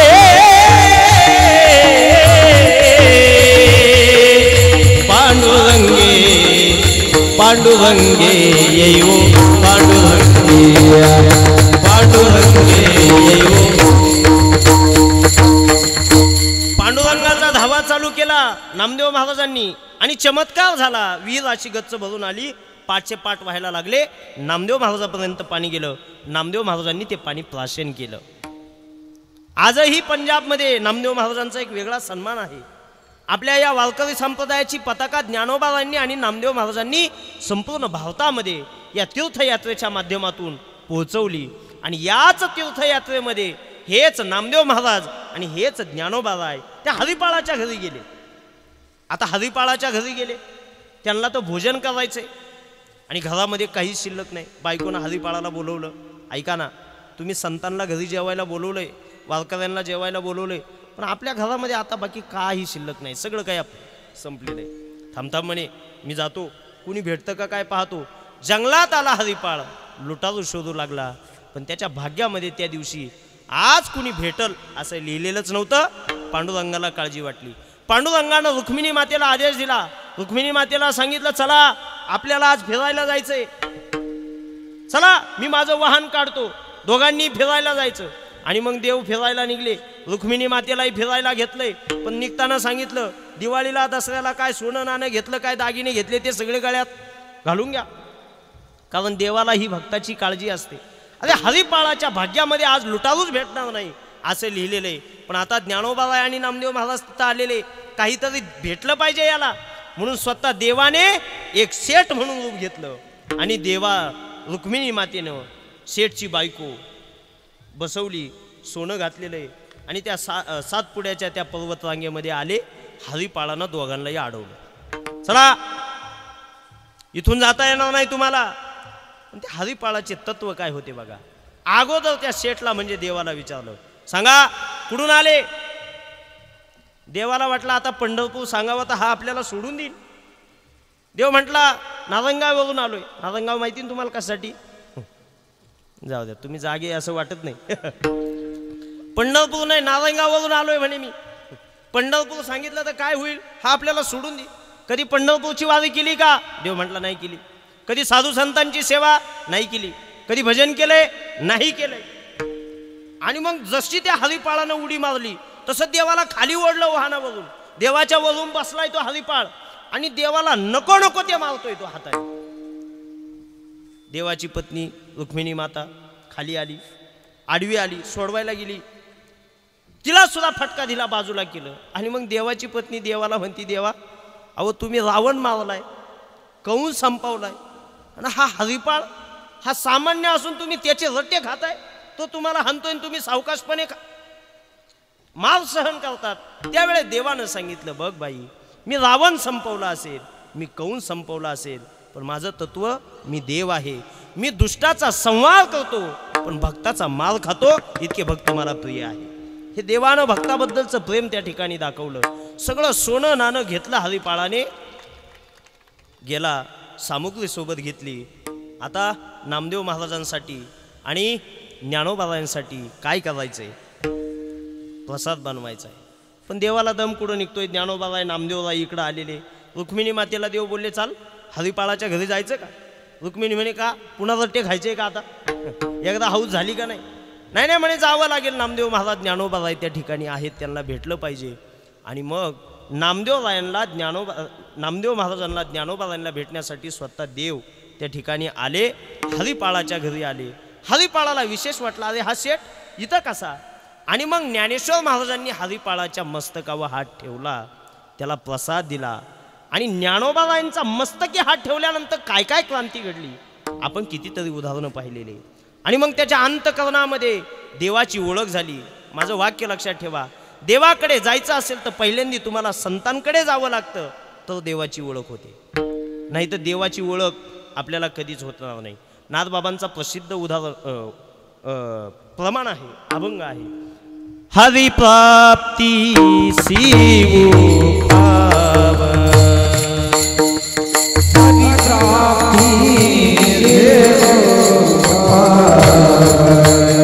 दरावे संताचे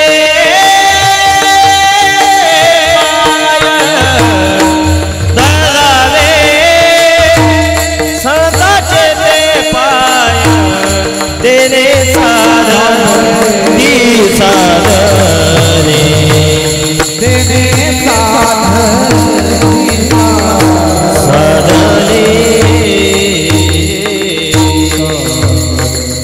बोध दिला ज्ञानोबाबांनी त्याच्या मस्तकी हात ठेवून. आणि मग हा सामान्य सेठ नाहीये, हा जगाचा मालक आहे आणि आपल्याला मदत व्हावी म्हणून हा सेठ होऊन आलाय. असा अनेक जणांचा उद्धार ज्ञानोबाबांनी केला. रेड्यामुखी वेद बोलविला, गर्भद्विजांचा हरविला,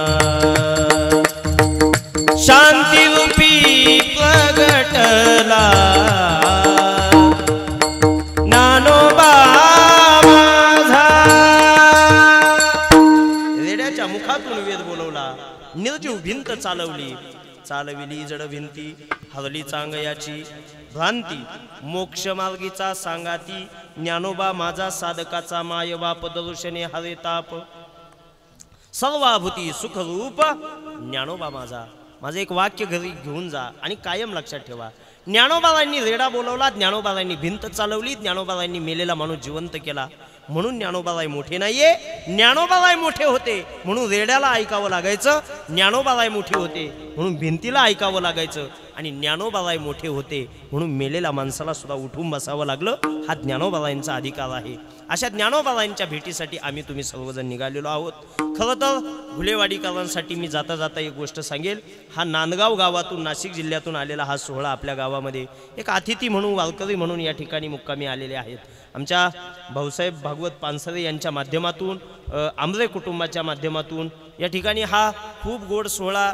मी पहिल्यांदाही बोललो की अन्नदानासाठी आणि दिंडीच्या पंक्तीसाठी एवढा तयारी करणारा, इतका आनंदानं, उत्साहानं, मनापासून हजर राहणारा, तत्पर राहणारा महाराष्ट्रामध्ये एवढा एकमेवच माणूस असेल. इतकी गोड व्यवस्था यांनी या ठिकाणी केलेली आहे. टाळी जरा व्यवस्थित वाजवा त्यांच्यासाठी. आणि खरं तर आपल्या गावातील सुद्धा कार्यासाठी खूप मोठी मदत त्यांची असते. त्यांनी या ठिकाणी हा सोहळा, दिंडी सोहळ्यासाठी अन्नदान दिलेलं आहे. पण आपल्या घुलेवाडी गावातून सुद्धा दिंडी जाते यावेळेस आळंदीला, आणि एक आपला सोहळा सुद्धा अत्यंत दैदिप्यमान असणार आहे. खरं तर माझ्या पाठीमागे आमच्या गुरुकुलातील हे जे विद्यार्थी उभे आहेत, आता या ठिकाणी स्टेजवर इतके दिसतात पण दिंडीमध्ये सगळेच आहे. त्याच्यावरून अंदाज करा तो सोहळा किती मोठा असेल, ती दिंडी किती मोठी असेल, आणि त्या दिंडीतलं भजन किती गोड असेल. माझं एक सांगणं आहे किंवा आमंत्रण आहे की 20 तारखेला सकाळी बुधवारी 9 वाजता या दिंडीचं प्रस्थान आपल्या घुलेवाडी गावाच्या हनुमान मंदिरापासून होणार आहे. तर रथपूजनासाठी, पादुका पूजनासाठी, प्रतिमे पूजनेसाठी, विना पूजनासाठी आपल्या या घुलेवाडी गावातील वारकऱ्यांनी त्या ठिकाणी उपस्थित राहायचे. आपल्या दिंडीचे विनेकरी रामनाथ महाराज राऊत या ठिकाणी उपस्थित आहेत. विनापूजन असेल, रथपूजन असेल, पादुका पूजन असेल किंवा प्रतिमा पूजन असेल, यासाठी घुलेवाडी गावातील या दिंडीच्या प्रस्थानासाठी ज्यांना शक्य आहे ते तर दिंडीत येणारच आहेत. आणि सगळ्यांना आमंत्रण असेल. आपल्या गावची, आपल्या पंचक्रोशीची ही दिंडी आहे. या दिंडीमध्ये आपण जे भाविक वारकरी जातात त्यांनी आपल्या गावातील दिंडीमध्ये सहभागी व्हावं. ज्यांना येणं शक्य नाही आहे त्यांनी प्रस्थानाला यावं. ज्यांना दिंडीत यायचं आहे त्यांनी मतदान करून यायचं आहे. अगोदर आपल्या मतदानाचा हक्क त्या ठिकाणी बजवायचा आहे आणि नंतर आपल्या दिंडीमध्ये आपण सहभागी व्हायचं आहे. या विद्यार्थ्यांच्या माध्यमातून, रोहिदास महाराजांच्या माध्यमातून, राम महाराजांच्या माध्यमातून, सीताराम भाऊंच्या माध्यमातून, आपल्या घुलेवाडी गावचे माजी उपसरपंच मच्छिंद्र भाऊ राऊत यांच्या माध्यमातून, आमचे प्रवीणदादा सोनवणे यांची पंगत आहे त्यांच्या माध्यमातून, आणि अनेक अन्नदाते या ठिकाणी आहेत.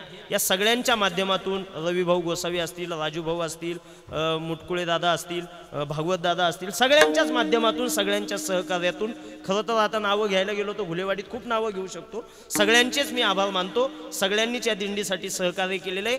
पण एक कळकळीची विनंती आणि एक आमंत्रण असेल का आपल्याला ज्यांना येणं शक्य आहे त्यांनी दिंडीत या, आणि ज्यांना येणं शक्य नसेल त्यांनी प्रस्थानाच्या वेळेस हनुमान मंदिराजवळ हजर राहा, आणि एकादशीच्या वेळेस आळंदीमध्ये आपल्या स्वतःच्या गाडीनं येऊन त्या ठिकाणी या दिंडी सोहळ्यामध्ये आपण सर्वांनी सहभागी व्हा, अशी मी सर्वांना या निमित्तानं विनंती करतो. पुढे बसलेले तुम्ही सगळे सज्जन मायबाप अतिशय शांत मनाने ही सेवा ऐकली. खरं तर जाता जाता एक गोष्ट नमूद करतो आणि वारकऱ्यांची माफी मागतो. दिंडीचं कीर्तन हे 1 तासाचं कीर्तन असतं, याची आम्हाला जाणीव आहे. 1 तासाच्या आत ते कीर्तन संपवायचं असतं, कारण दिंडीमध्ये चालणारा वारकरी दिवसभर पायी चाललेला असतो आणि त्यांना जेवण करून किंवा अन्नदानाची जी व्यवस्था केलेली असते ते सेवन करून झोपण्याची घाई असते, आरामाची गरज असते. पण तरीसुद्धा एक प्रकारे आम्ही तुमच्यावर अन्याय केला असं म्हणावं लागेल. आम्ही 2 तास कीर्तन केलं आणि ते करण्यामागचं कारण म्हणजे या ठिकाणी त्या पद्धतीची व्यवस्था केलेली आहे. इतके विद्यार्थी या ठिकाणी आलेले आहे, गुणीजन मंडळी या ठिकाणी आली. खरं तर बऱ्याच ठिकाणी कीर्तन करायला एक वेगळा आनंद असतो. काही ठिकाणी कीर्तनामध्ये इथं असे ठोसर लागून पडला तरी एखाद्या विद्यार्थ्याच्या अंगावर पडून इतके विद्यार्थी इथं जमलेले, आणि म्हणून त्यामुळे या ठिकाणी 2 तास कीर्तन आपण या ठिकाणी केलेलं आहे. सर्वांची, वारकऱ्यांची मी क्षमा मागतो जास्त वेळ कीर्तन केलंय म्हणून. आणि आमरे कुटुंब असेल, पानसरे कुटुंब असेल, यांनी या ठिकाणी ही छान व्यवस्था केली, आम्हाला कीर्तनाला बोलवलं, म्हणून सर्वांचे आभार मानतो आणि झालेली सेवा माऊलींच्या चरणी या ठिकाणी समर्पित करतो. ज्ञानेश्वर माऊली एकदा वरती हात करा, माऊली वरती हात करा एकदा व्यवस्थित. ज्ञानोबाराया तुकोबाराया